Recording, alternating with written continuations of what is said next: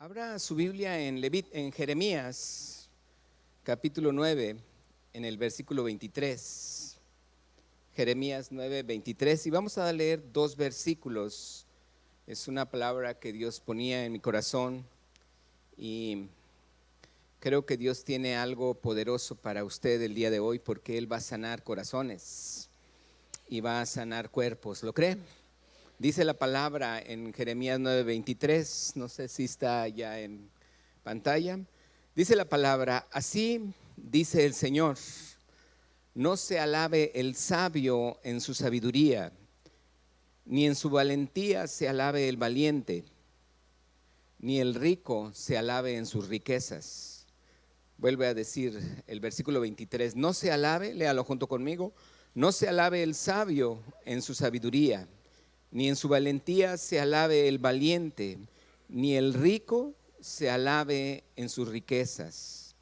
Mas alábese en esto el que se hubiere de alabar, en entenderme y conocerme, que yo soy Jehová, que hago misericordia, juicio y justicia en la tierra, porque estas cosas quiero, dice el Señor.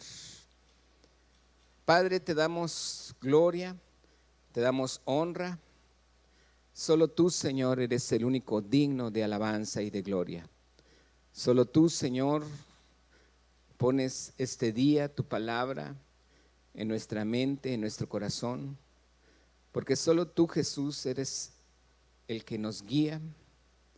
No es mi iglesia, no es nuestra iglesia, es tu iglesia, Señor. Y tú sabes, Señor, cómo guiarla, cómo dirigirla, cómo enseñarle, cómo mostrarle tu amor, tu camino, tu verdad, y guiarnos, Padre, siempre a toda verdad. Hoy yo declaro que se quita todo afán, toda tristeza.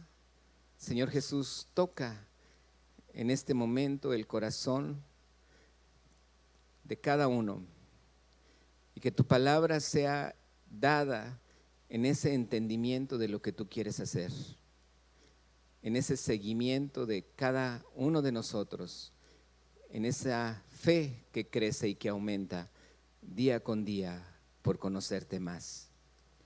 Gracias porque tú guías nuestros pasos. Bendice, Señor, tu iglesia. Pon tu mano con el que está ahí cerca de ti con mucho respeto y dile: Señor, tú traes esa paz, tú traes tu bendición, tú guardas su corazón. Tú, Señor, haces algo nuevo el día de hoy.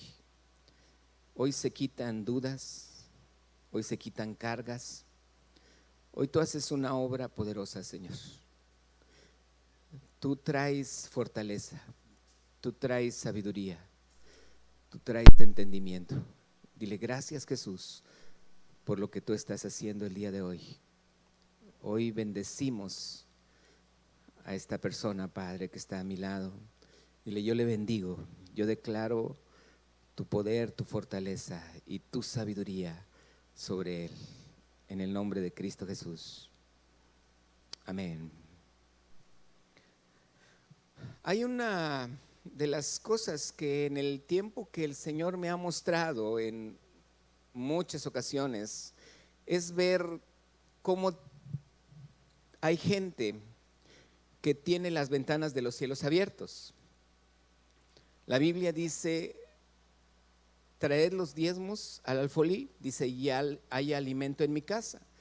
Dice: y abriré las ventanas de los cielos y derramaré bendición hasta que sobreabunde. Entonces, ¿cómo es como a veces uno como pastor se da cuenta quién tiene las ventanas de los cielos abiertas y quién las tiene cerradas? Es porque hay algo que Dios derrama en sus vidas, porque las ventanas están abiertas. ¿Estamos de acuerdo? Declare conmigo: yo creo que las ventanas de los cielos están abiertas sobre mi vida. El no darnos cuenta en muchas ocasiones, cuando las ventanas están cerradas, Yo me puedo dar cuenta en que hay gente que me dice, pastor, es que yo trabajo mucho y pareciera ser que no gano nada, porque no tengo nada. Dice, hago mucho y gano poco. Y hay gente que también ministro y me dice, es que no es un problema para mí. A pesar de que no hago mucho, hago poco, sin embargo Dios me ha bendecido mucho. Y tengo demasiado, dice. Y Dios me da hasta para dar. Entonces, imagínense cuántas personas que un pastor puede ministrar, puede encontrar este tipo de personas. Y hay algo que el Señor me mostraba, porque muchos de nosotros podemos estar luchando y luchando y luchando por obtener una posición que yo puedo ver en mucha gente que tiene una posición y nunca la voy a lograr tener. Yo creo que nunca la voy a lograr tener. Y eso es para cualquiera de nosotros.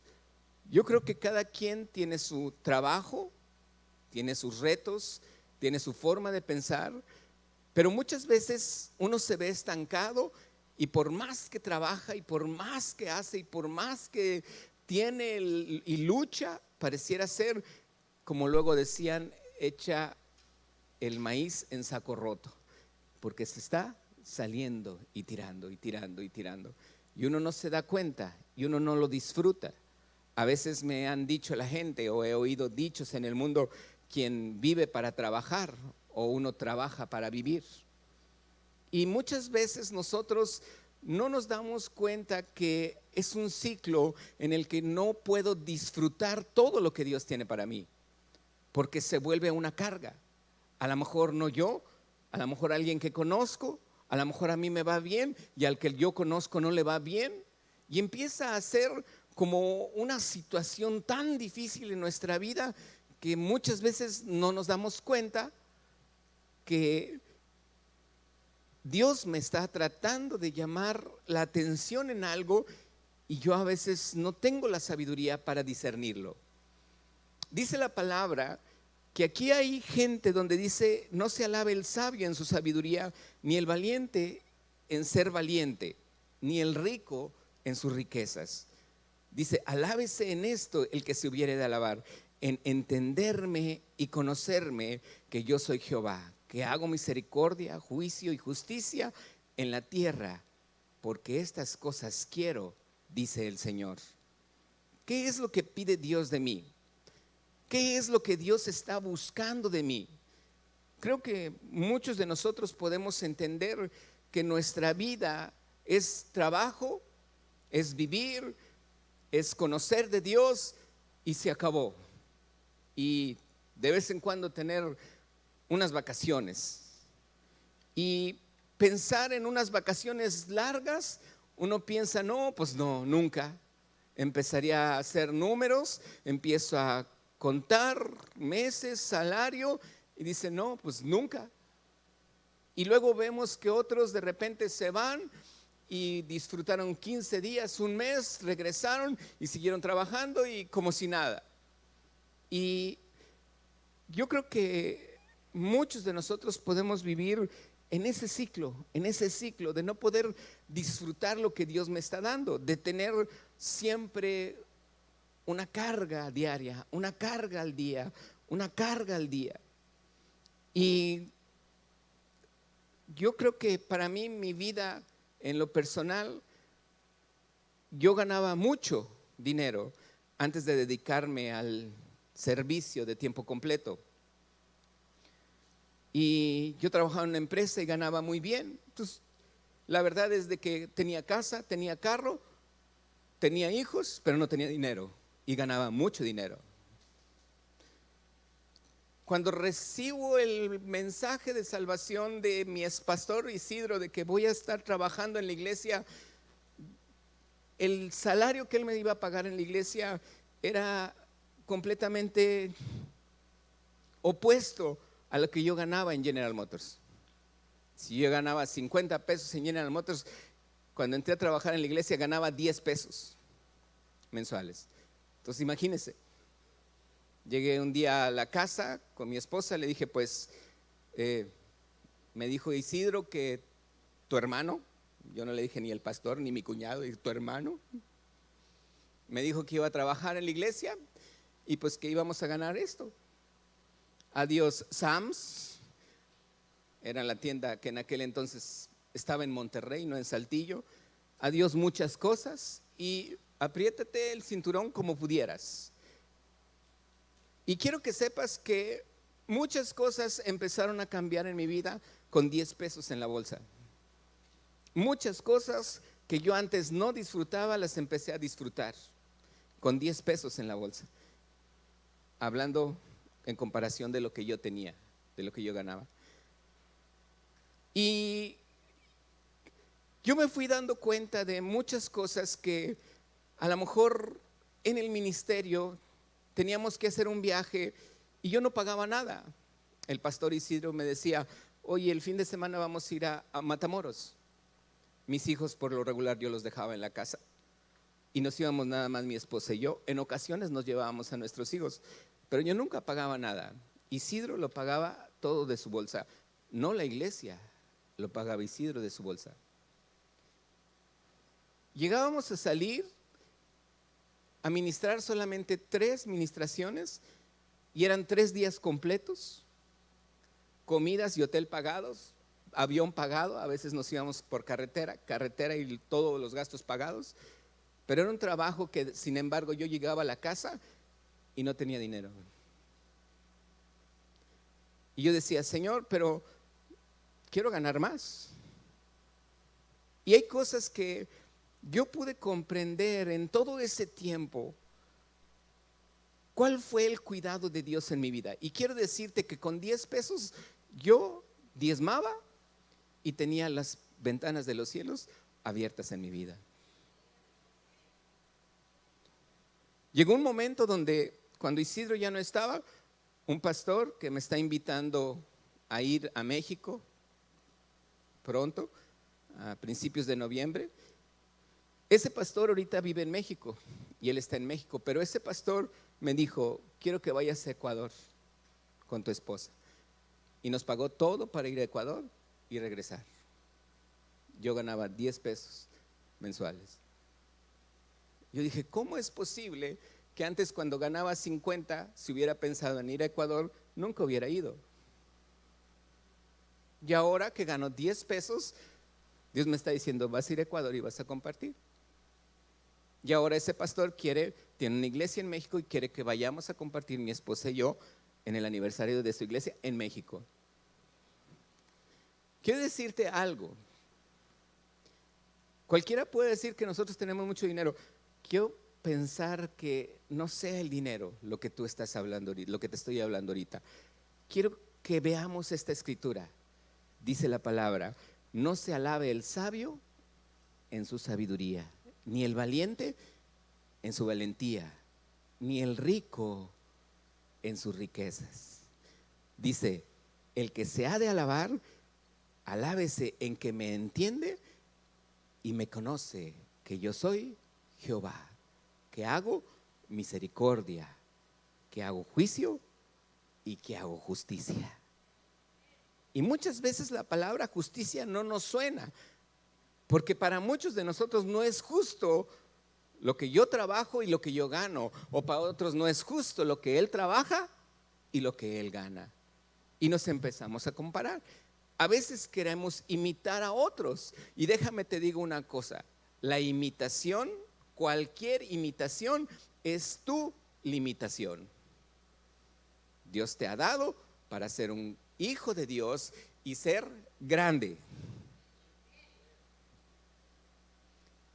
para ser próspero, para ser bendecido, para tener en abundancia, hasta para dar. Como 3 o 4, pero no hay problema. Dios nos ha hecho sus hijos para ser prósperos.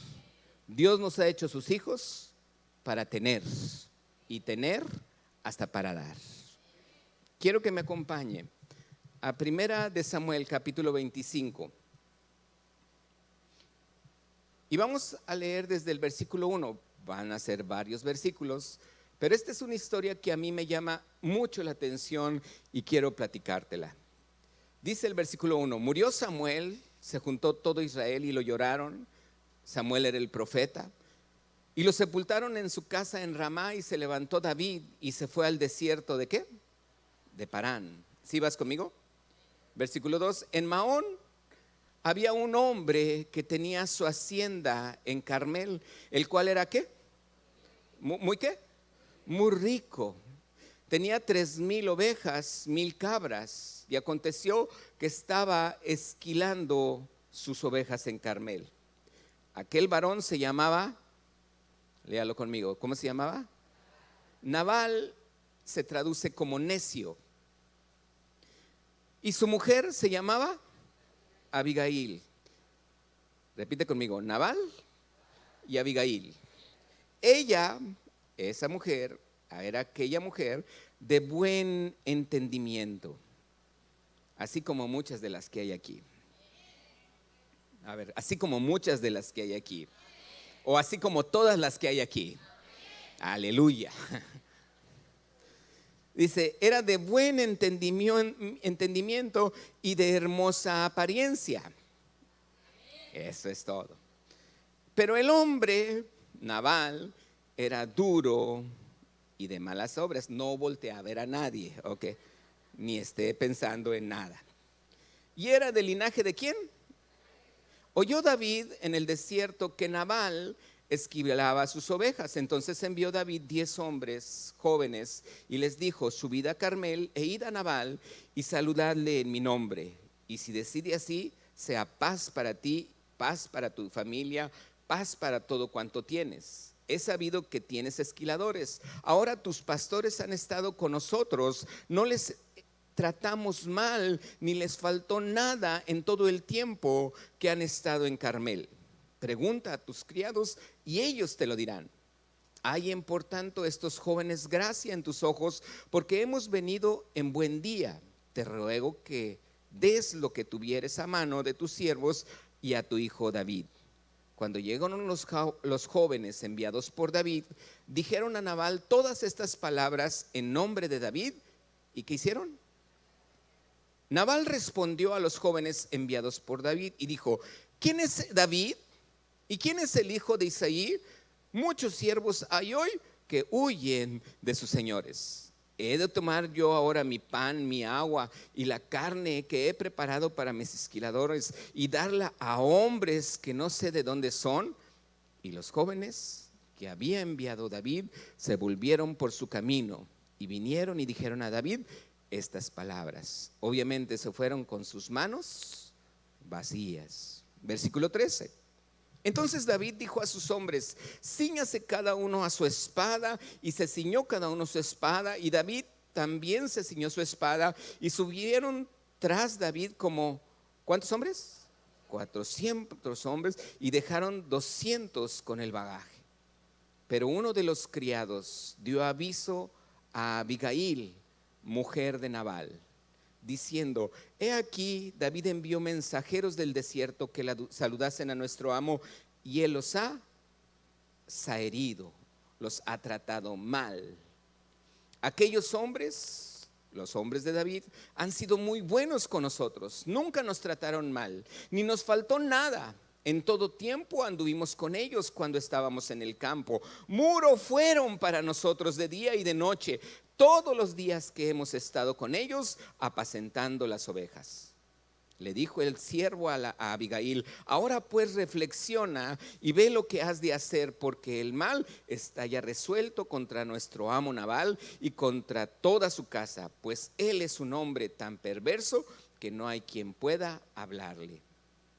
Entonces Abigail tomó 200 panes, 2 cueros de vino, 5 ovejas guisadas, 5 medidas de grano tostado, 100 racimos de uvas pasas y 200 panes de higos secos, y los cargó en asnos. Y dijo a sus criados, id delante de mí y yo seguiré luego. Y nada declaró a su marido Nabal, o sea, se fue a escondidas. Montando un asno, descendió por parte secreta del monte, y he aquí David y sus hombres venían frente a ella, y ella le salió al encuentro. David había dicho: ciertamente en vano he guardado todo esto que tiene en el desierto este hombre, sin que nada le haya faltado, todo en cuanto es suyo, y él me ha vuelto mal por bien. Así haga Dios a los enemigos de David, y aún les añada que de aquí a mañana, de todo lo que fuere suyo, no ha de dejar con vida ni un varón. Cuando Abigail vio a David, se bajó prontamente del asno y, postrándose sobre su rostro delante de David, se inclinó a tierra, se echó a sus pies y le dijo: Señor mío, sobre mí sea el pecado. Qué mujer tan valiente. Se echaba los pecados de su esposo Nabal para ella. Pero te ruego que permitas que tu sierva hable a tus oídos y escucha las palabras de tu sierva. Verso 25, léalo conmigo. No haga caso, mi señor, no los oigo.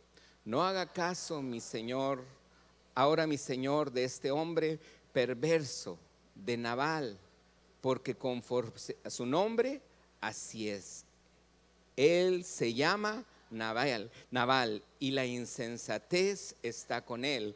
Mas yo, tu sierva, no vi a los jóvenes que tú enviaste. Ahora pues, Señor mío, vive tu alma. Vive Jehová y vive tu alma, que Jehová te ha impedido el venir a derramar sangre y vengarte por tu propia mano. Sean pues como Nabal tus enemigos y todos los que procuran mal contra mi Señor. Versículo 28. Yo te ruego que perdones a tu sierva esta ofensa, pues Jehová cierto hará es casa estable a mi Señor, por cuanto mi Señor pelea las batallas de Jehová, y mal no se ha hallado en ti en tus días. Voltee para acá. Toda esta historia para mí me cuenta mucho de muchas de las cosas que suceden en la vida de muchas familias. Hay gente, matrimonios, donde muchas veces el esposo, con la carga de tener que estar trabajando y ganando dinero y ver las deudas que tiene, él trabaja y le dice: mira, pagas esto, esto, esto y esto, y ya, pero no le dice: pagas el diezmo. Y en cambio la esposa agarra lo primero, es el diezmo, y paga 1, 2, 3 cosas y ve cómo le hace, pero le hace. Y el esposo no se da cuenta que realmente lo que él está ganando, la esposa está diezmando. Y entonces el esposo cree que todo va muy bien, y le voy a platicar una historia de una mujer en la que el esposo le daba a la esposa todo el dinero, y ella diezmaba y ella administraba, y llegó un momento donde todo lo que pagaban, de repente ella dijo: ¿sabes qué? Ya no estamos completando, no la vamos a hacer, pero ¿sabes una cosa? Me voy a poner a trabajar. Es un caso verídico. Ella se pone a trabajar, empieza a ganar dinero, empiezan a pagar deudas, y llega un momento donde ya no debía ni un peso. Ella estaba decidida a ya no volver a trabajar porque ya habían pagado todas sus deudas. Ese día era una alegría para ella cuando de repente ella sale y ve que su esposo llega en una camioneta con una traila y un yate atrás de la traila. Obviamente había sido una decisión unilateral, porque ella no estaba consciente de lo que el esposo acababa de hacer. Pasó ese fin de semana, y el lunes, cuando llega él de su trabajo, está un recado donde su esposa y los hijos lo habían abandonado. Obviamente él se enoja, obviamente él dice muchas cosas, pero ella estaba firme y decidida en decir: ¿por qué? ¿Cómo es que muchas veces nosotros no nos damos cuenta en que, así como Nabal, Dios me está bendiciendo, Dios me está tratando de una manera tan sorprendente, donde Dios me va bendiciendo, y cuando hay algo que un siervo de Dios, así como David, que incluso cuidó, y que en el Nuevo Testamento yo lo puedo reflejar como que es Dios cuidando mi vida, porque aunque a pesar de mis maneras de pensar, a pesar de lo que yo estoy haciendo, a pesar de las cosas que yo estoy pensando, Dios tiene cuidado de mí por mi esposa o por alguien que está muy cerca de mí orando por mí. Y eso es algo que yo digo, ¿por qué, Señor? ¿Por qué en muchas ocasiones Dios nos habla de una manera y nosotros somos como algo que no lo comprendemos? Dice la palabra, acompáñenme por favor. Mateo capítulo 8, versículo 8. Mateo capítulo 8, verso 8. Y esta es una palabra que ya hemos escuchado aquí, y es precisamente por lo cual Dios me hacía volver a tomar esta palabra. Vamos a leer desde el versículo 5, por favor. Mateo 8, capítulo 8, verso 5. Dice la palabra, léalo junto conmigo. Entonces Jesús, ¿qué dice? Entrando Jesús, ¿en dónde? En Capernaum. Vino a él, ¿quién? Un centurión, ¿qué dice? Rogándole, verso 6, diciendo: Señor, mi criado está postrado en casa. ¿Qué más? Paralítico. ¿Qué más? Versículo 7, Jesús le dijo: yo iré, ¿y qué? Versículo 8 dice: respondiendo el centurión, ¿quién era? El centurión dijo: Señor, no soy digno de que entres bajo mi techo. Solamente di la palabra y mi criado, ¿qué? Otra vez, solamente ¿qué? Di la palabra y mi criado, ¿qué? Sanará. Ese es un ejemplo para mí en el que yo le he pedido al Señor que yo tenga esa convicción de Dios. Que cuando yo le pida al Señor algo, Él me dé una palabra y con esa palabra yo me vaya creyendo que ya Dios lo hizo. Que no sea como Nabal, que pueden ser muchas palabras, que a lo mejor alguien dice: ¿y quién es ese? ¿Y quién es Dios? ¿Y a poco Dios me está cuidando? No, o eres sabio o eres Nabal. Y yo creo que cuando cada uno de nosotros nos hemos visto en una necesidad de cualquier tipo, lo primero que hacemos es clamar a Dios. Es voltear a ver y decirle: Señor, ayúdame. Padre, ayúdame.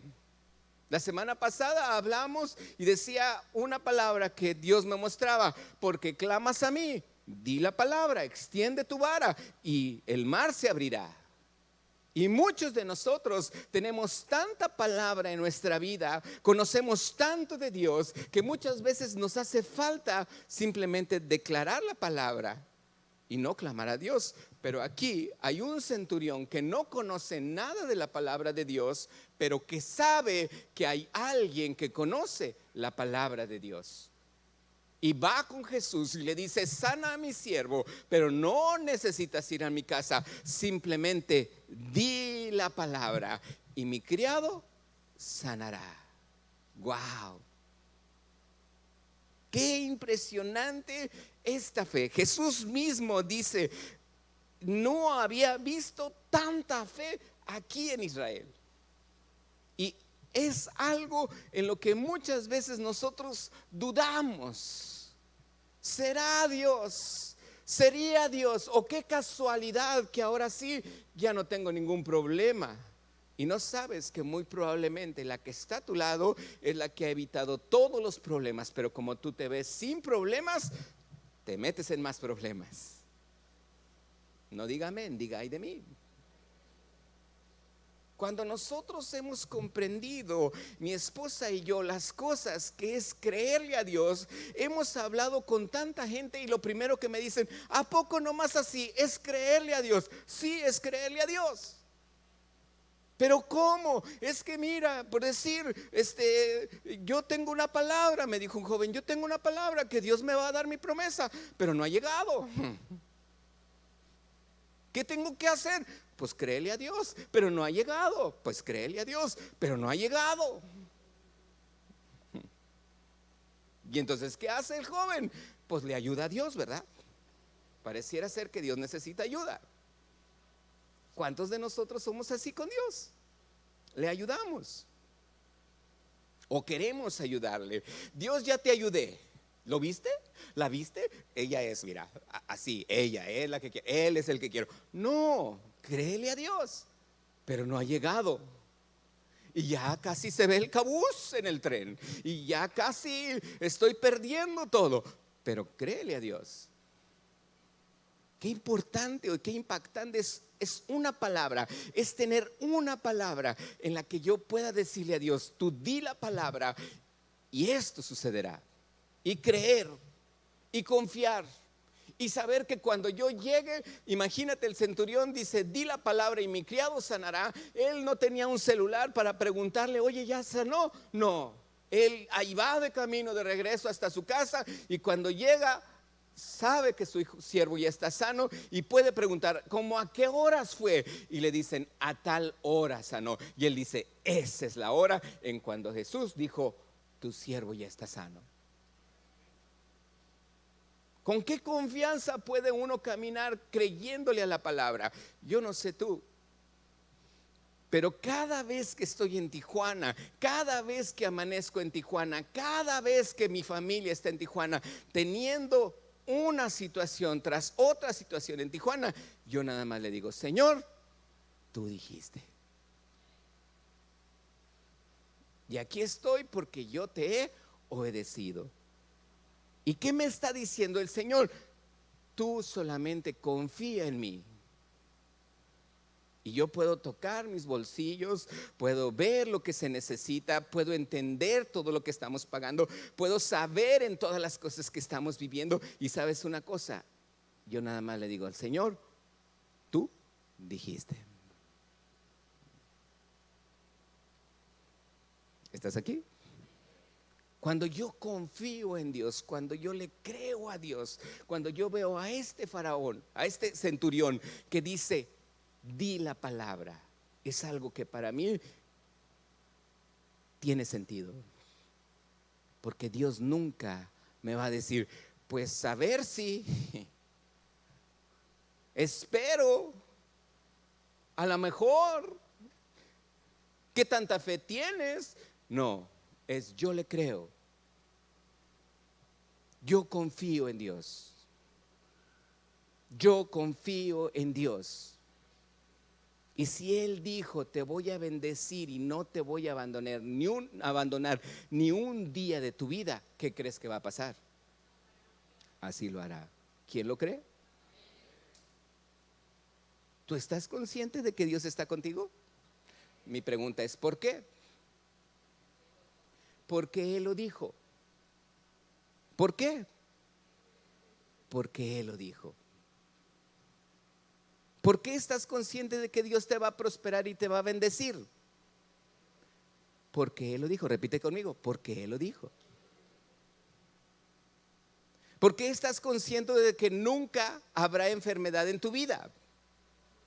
Dilo con fe. ¿Por qué estás consciente que ninguna plaga tocará tu morada? ¿Por qué estás consciente de que si te enfermas eres sano ya por la llaga de Cristo? ¿Por qué? Porque Él lo dijo. Debemos de confiar en Dios, debemos de agarrarnos a Dios, debemos de tomar la palabra y decir, Señor, tú lo dijiste. Pero no puedo decir, Señor, tú lo dijiste, pero te voy a ayudar tantito porque te estás tardando. No, debo de creerle a Dios. A veces decimos, qué fácil. ¿Y sabes que no es tan fácil? Pregúntale a mi hija. ¿Dónde a mi hija? ¿Dónde a mi hija? Allá está. Siempre, en toda su vida, ella misma me dice, papá, toda la vida he hecho lo que me has dicho tú. Toda la vida me he hecho lo que tú me has dicho. No me muevo a izquierda ni de derecha si tú no me lo dices. Y sabes una cosa, en una ocasión fuimos hasta Ohio, mi esposa y yo con uno de mis hijos, y de venida veníamos con otro de mis hijos y con ella. Y ella se puso a manejar, venía manejando, venía el otro de mis hijos sentado al lado derecho y mi esposa y yo atrás. Y como había yo manejado toda la noche, yo venía bien cansado. Yo le dije a mi hija, te vas detrás de ese tráiler. Como 2 horas, a las 2 horas me desperté y según yo ya íbamos más adelante, pero como ella se fue atrás del tráiler, ¿qué crees? Pues el tráiler iba más lento. Y cuando yo me desperté, no le podía decir nada. ¿Por qué? Porque yo le había dicho, te vas detrás de ese tráiler. Lo bueno es que no se fue por otro lado del tráiler, ¿verdad que no? Y la verdad, yo he visto siempre esa obediencia en ella. Por eso Dios la bendice. Por eso Dios le ha bendecido. Porque también fue una palabra. Cuando llegamos a Tijuana no había jóvenes. Y Dios le había dicho que aquí Dios le iba a dar a su promesa. Y llegó un momento donde dijo, bueno, Señor, pues ni modo, o sea, si no hay nadie, pues no hay problema. Tú eres mi novio.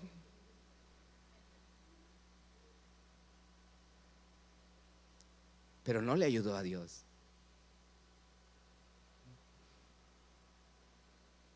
Confió en Él. La obediencia me lleva a esa confianza en Dios. La obediencia me lleva a depender de Dios, a creerle. Tú dijiste, Señor. No lo veo, pero tú dijiste. No está todavía aquí, pero tú dijiste. Y Dios no retarda su promesa. Dios la entrega. Dios es fiel, más que muchos de nosotros. Pero Dios cuida mi vida, porque Él dijo, yo voy a estar contigo todos los días hasta el fin. Yo quiero que seas prosperado y que tengas salud, así como prospera tu alma. Dios hace algo que a mí me impacta. Voy a pedirle al teclado, ¿qué pasa?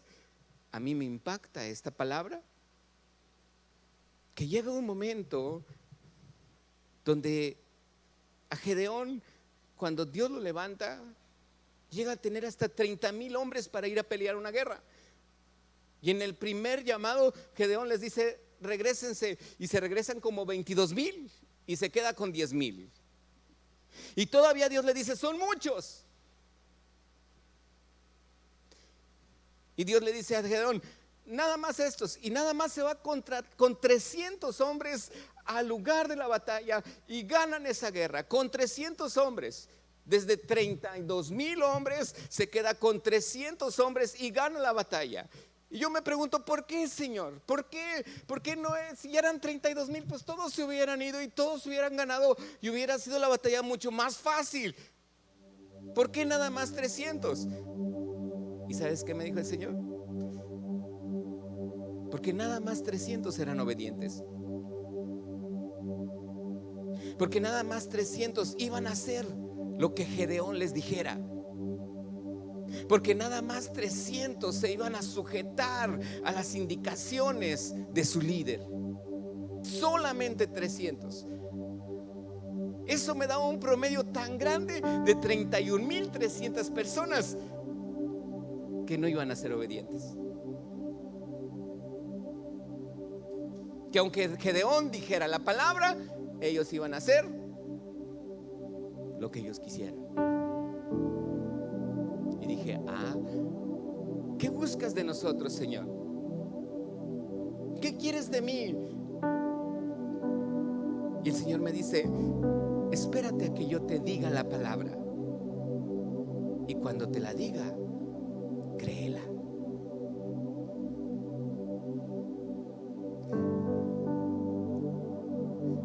No me ayudes, ni me trates de ayudar. cuando yo te diga una palabra, ¿qué? Créela. Confía en mí, dice el Señor.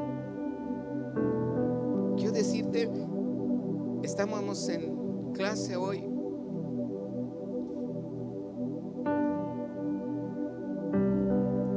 En fundamentos. Y el tema sale donde entendemos que Dios es un Dios celoso.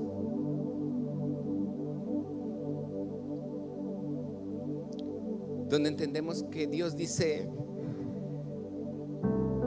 no habrá otro Dios, solo yo. Donde entendemos que Dios dice: no te harás imagen ni ninguna semejanza. Pero también caemos en que el hombre tiende a ser ídolos. Yo puedo tener un ídolo aquí. La iglesia puede ser mi ídolo. Yo le puedo decir a mucha gente: yo la hice. ¿Sabes una cosa? No es mi iglesia, es la iglesia de Dios. Dios me la pide, Señor, pues es tuya.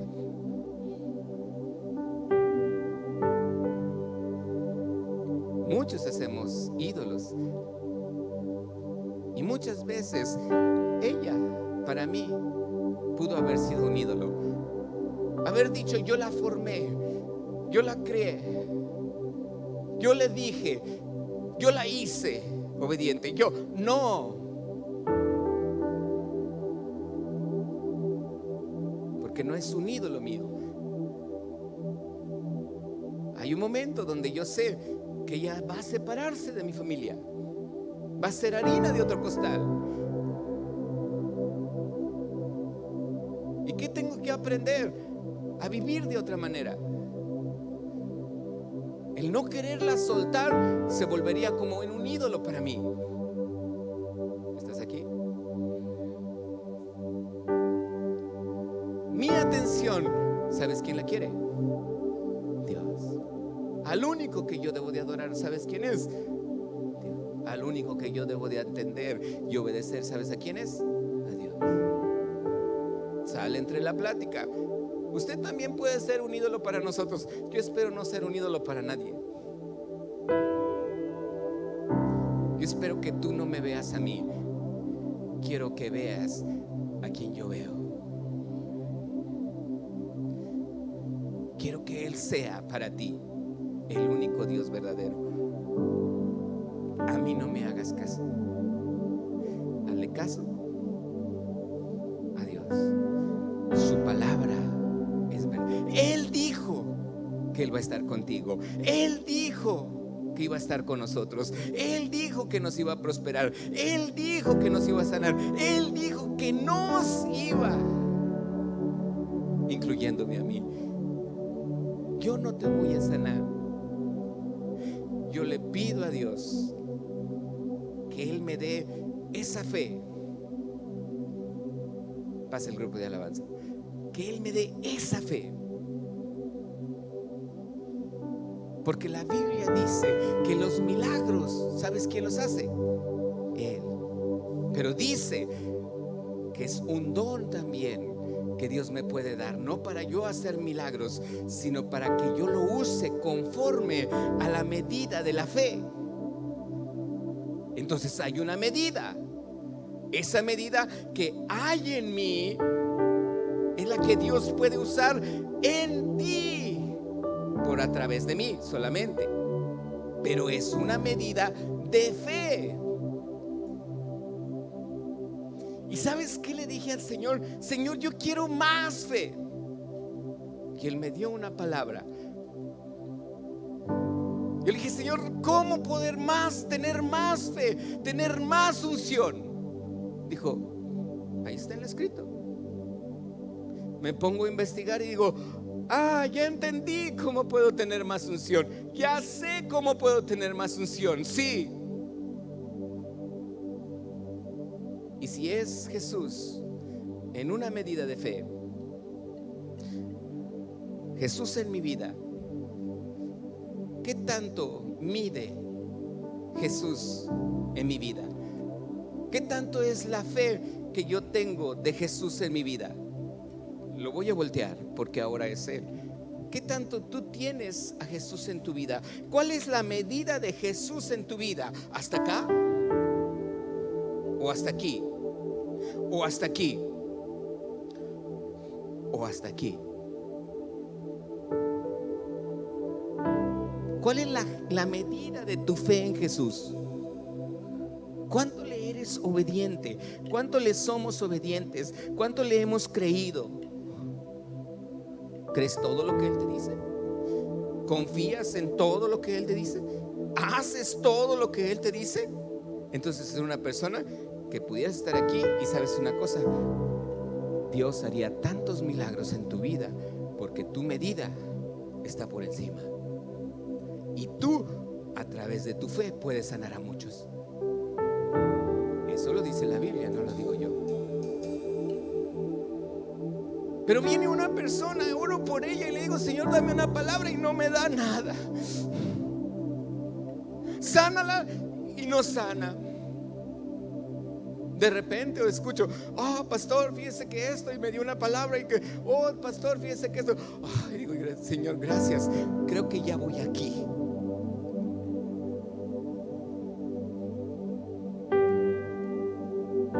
¿Cómo quisiera tener una medida de fe de Cristo más arriba de mí? ¿Cómo lo deseo? ¿Y cómo se gana?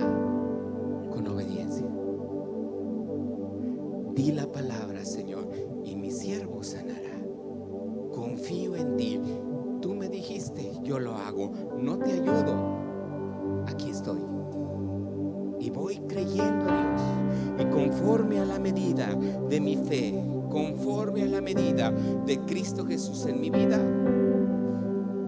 entre más creo, entre más mido mi fe en Cristo Jesús en mi vida, más Dios va a poder sanar gente. Los dones se usan conforme a la medida de mi fe en Cristo Jesús. Si no lo conozco, si mi medida de fe en Jesús está muy por abajo, es muy difícil moverlo en milagros. Le pido más fe al Señor. Ya me dijo cómo, y estoy orando por eso. Te lo voy a platicar en su momento, pero ya me dijo cómo. ¿Qué te quiero decir con esto? Vemos historias donde la iglesia hablaba en lenguas, profetizaban, cojos eran sanados. Pedro le dijo a un cojo: no tengo oro ni tengo plata, pero lo que tengo te doy. En el nombre de Jesucristo, levántate y anda. Y en ese momento, el cojo de nacimiento se afirmaron sus pies, brincó y entró saltando a la iglesia. ¡Wow! Y dijo: Señor, tú dices aquí que tú eres el mismo ayer, hoy y siempre. Señor, tú puedes hacer eso. Yo: sí puedo. Y luego yo me pongo aquí y estoy orando y diciéndole: Señor, a ver, ¿qué más hago? ¿Qué más hago? ¿Qué más hago? Dice: Señor, pues ¿tú qué vas a hacer? O lo vas a hacer tú, o me vas a dejar hacerlo a mí. Y entonces ya suelto, digo: Señor, tiene razón, yo no lo puedo hacer, hazlo tú. O le ayudo. Si yo le quisiera ayudar, más le estorbaría.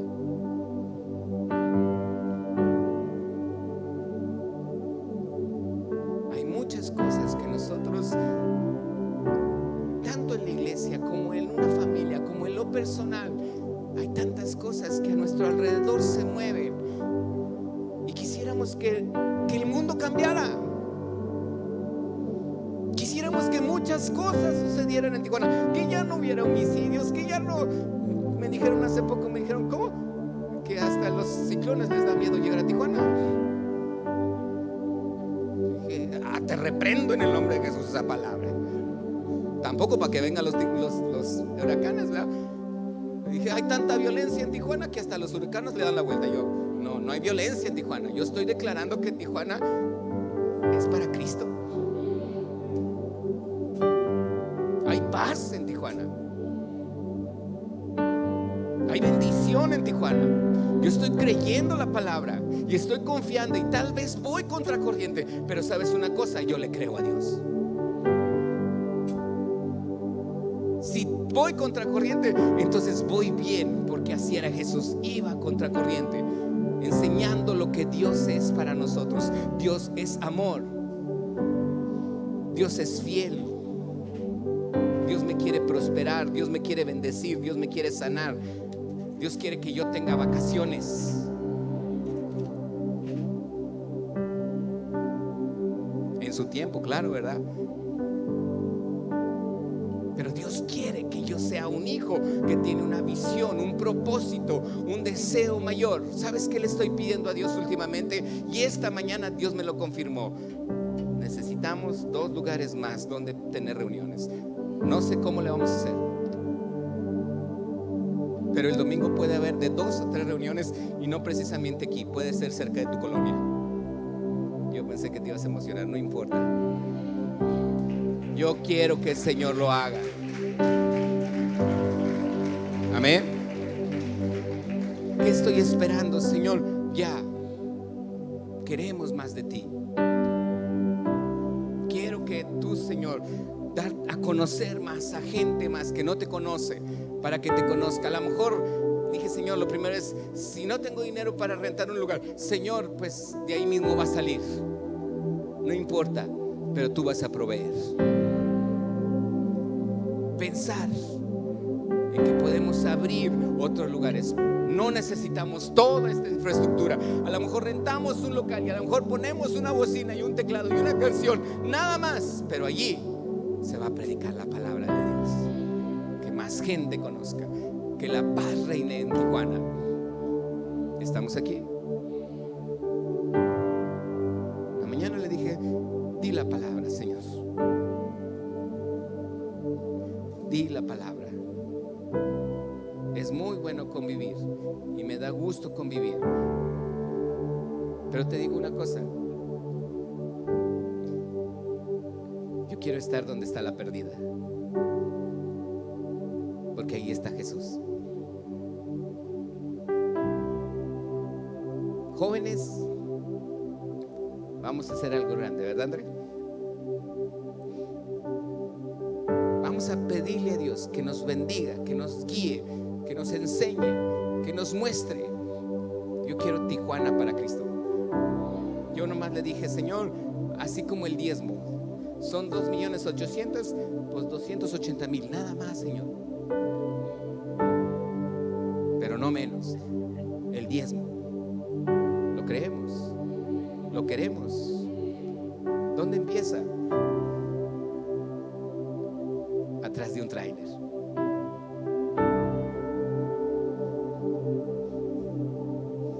Amén.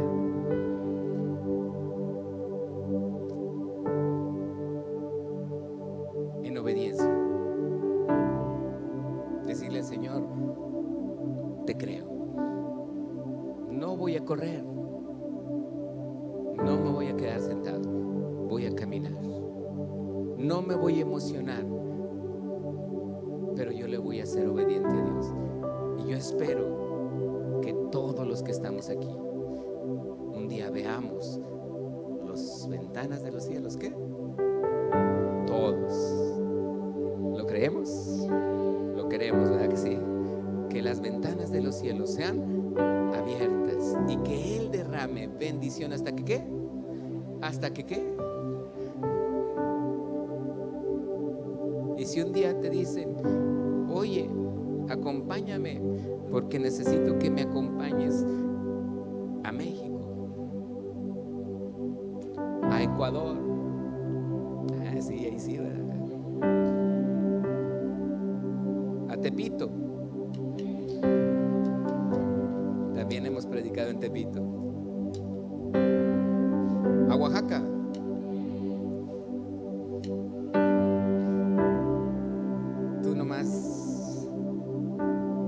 sabe que Dios va a suplir todo. Ahorita te estamos invitando, mujeres, a ir a un congreso de mujeres en octubre. Y créele al Señor.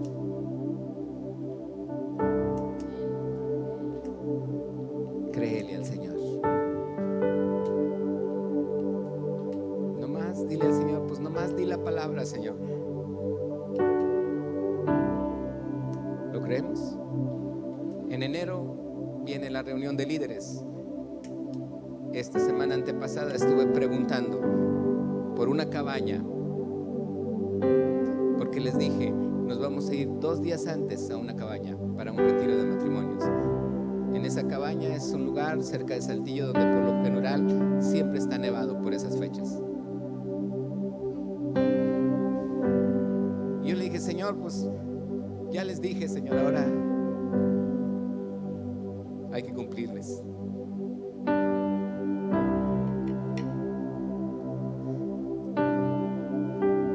Créele a Dios.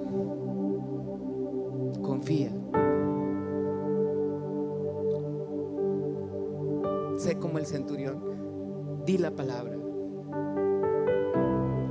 Solamente di la palabra, Señor. Con eso me basta. Di la palabra y mi criado sanará. ¿Le creemos? Póngase de pie y cierre sus ojos.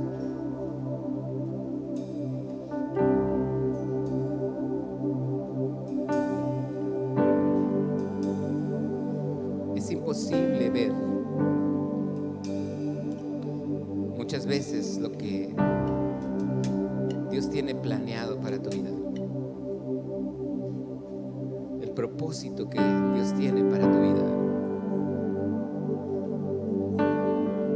Pero si hoy quieres comprobarlo, que lo que Dios tiene para ti es grande, hoy tú puedes confirmarlo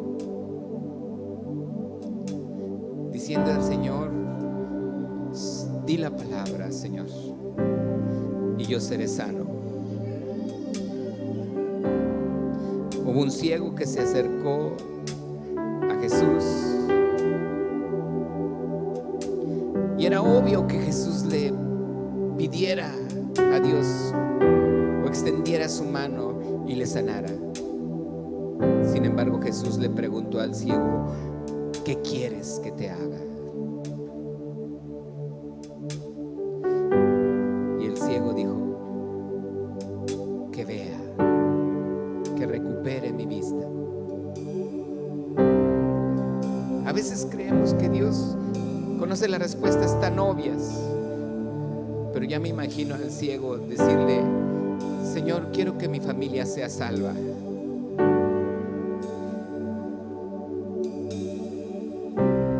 Te aseguro que Dios hubiera sanado a su familia y le hubiera regresado la vista. Pero hoy dile al Señor lo que tú quieres y confía en Él. Dile, Señor, di la palabra.